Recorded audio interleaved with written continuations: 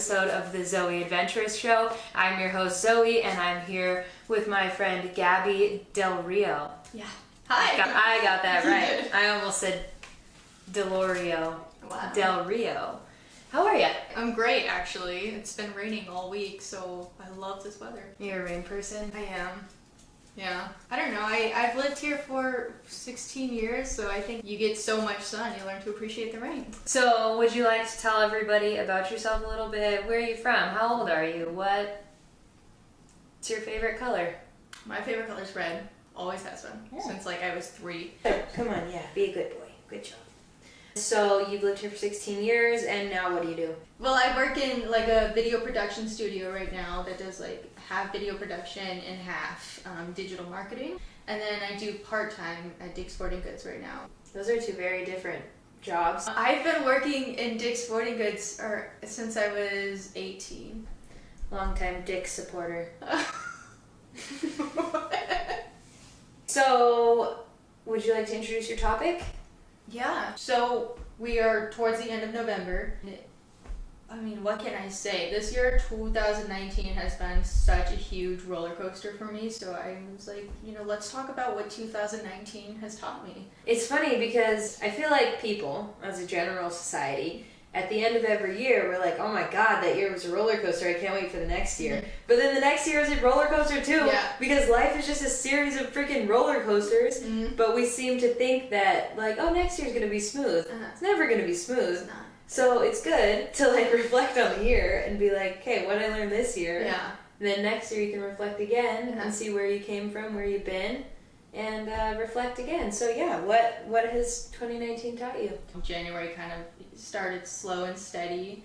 I don't think I made any resolutions. I don't believe in resolutions. Yeah, I just stopped. January through May was like focused on my last semester in college. But nobody tells you that you still have to work during your senior year.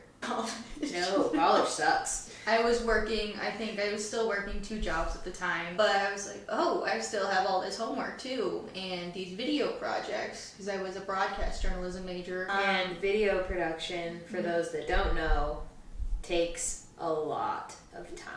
Or give her some props here, because these videos that she's making are taking a lot of time. So I was doing that, like I said, January through May. Mm-hmm. And when you're in the thick of all of this, you don't really feel exactly what it's doing to you. Right, it becomes your norm, and you forget what it is to not be drowning. On top of all of that, when you're a senior, you're like, oh shit, life is coming at me.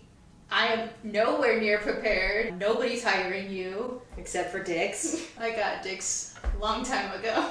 She secured her Dick's a long time ago. We were going at like a slight, steady decline, but it wasn't anything so dramatic. And I graduated. She made it.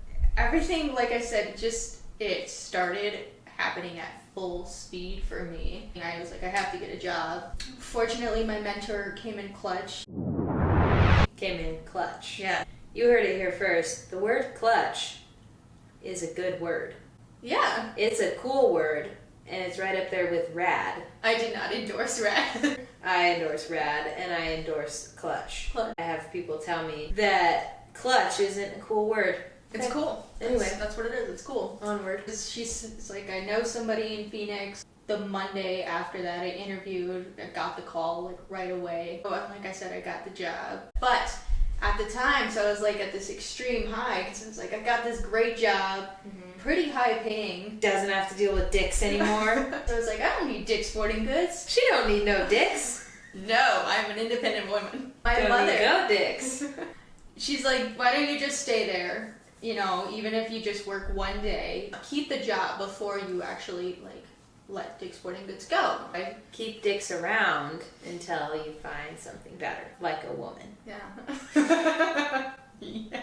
Oh, like I was saying though, I'm at this extreme high, but at the same time, I'm really facing the repercussions of the relationships that were starting to kind of impact me while I was going through those last 6 months. Those 6 months were filled with anxiety and stress and some slight depression, and I was taking it out on other people. You may know what a heartbreak is, but you don't know until you are heartbroken over your best friend or something like that. And that's a big part of becoming an adult, I think. Yeah. Part of it, school doesn't help when you're busy and mental health comes into play and you make mistakes and things go wrong.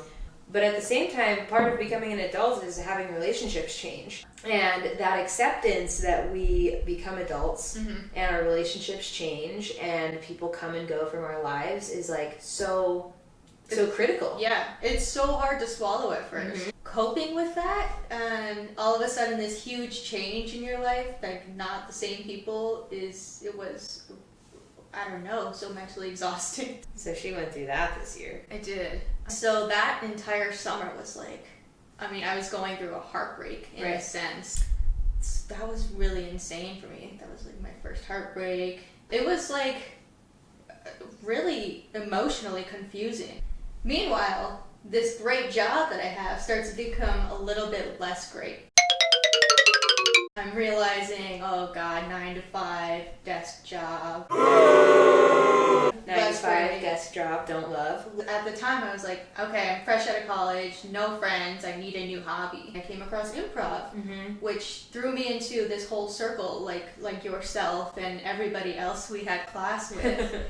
And I found in that doing something that I absolutely enjoyed, which was like performing and comedy. And comedy was, I didn't realize it at the time, but it was such a, what's the word I'm looking for? Euphoric experience. We can call it that.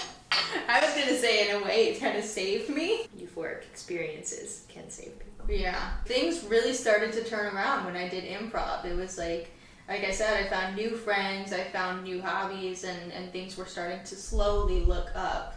During that time, like shortly after we started improv, things did not work out with my job. I was not prepared for that. Never been let go. You were let go? I was let go. Oh, yeah. Dix would never have done that. Yeah, I'm still there. Yeah. Things are great. Still going steady with Dix. Riding high. Riding Dix. Hi. Yeah. She said it, not me. Things kind of slowly, like it slowly started to look up. Once I started to realize that I cannot control the universe.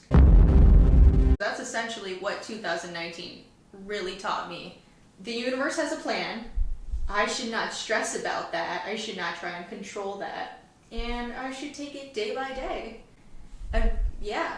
I saw a diagram once, and it was one of those ones with like a circle, and then there's a line, and there's two, like yes or no. Let's see. So like, are you worried? And then you say yes or no. So if you say no, then you say yes. I did a horrible job explaining that diagram. So the point is, if you're in a situation that you're worried about, the answer is one of two things. Either you can do something, in which case you should, and you shouldn't worry, or you can't, in which case you can't, and you shouldn't worry. I feel like I've learned so much for a 21-year-old. Felt like so much turmoil for 9-10 month span. Yeah, but you went through a huge transition in your life, so it makes sense. I mean, realistically, we're always learning, right? Yeah. But in our early 20s, we go through so much. We go from students to the workforce. We go from not having any money to having full-time jobs, still not having any money, but also still having a full-time job. Yeah.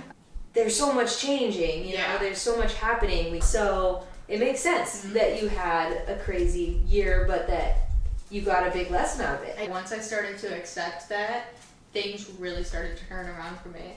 Tell me the highlights of 2019 once things turned around for you. I truly realized that I enjoy video production so much. You trying to help me with this show or what? The next like phase or lesson of my life, I was like, I gotta get out of here. Sometimes you gotta go. Like I said, I grew up here, and so this is extremely comfortable for me. Everyone should leave the city that they're in, go to a different city, do something new, try a new activity. Just do something to change up your life. That's what we're gonna try and do. Once we're satisfied and we've had enough dicks, then we're gonna leave the state. Try some new. Try something different. No more dicks after Phoenix. Yeah. So there you have it. You should get out there, get outside your comfort zone. Don't worry about things you can't control. If you can't control it, don't worry about it. If you can control it, do something about it. If it's not making you happy, get rid of it. Only keep things in your life that serve you in some way. In fact, I'm going to leave you with this one quote. It takes 20 seconds of an insane amount of courage to change your life. On that note, I have a parting gift for you. Because here on the Zoey Adventuress Show, we like to give to our guests. And by we, I mean me and Lou. This is actually really great. Cookies are my favorite dessert ever. Thank you for watching. I'm your host Zoe. I'm here with Gabby, and that is what she learned in 2019. Mm-hmm. Go out there, do something new, try a new hobby, make a new friend, talk to somebody you don't like. Don't do that last one. Just be nice to people. Yes! You know? Say bye.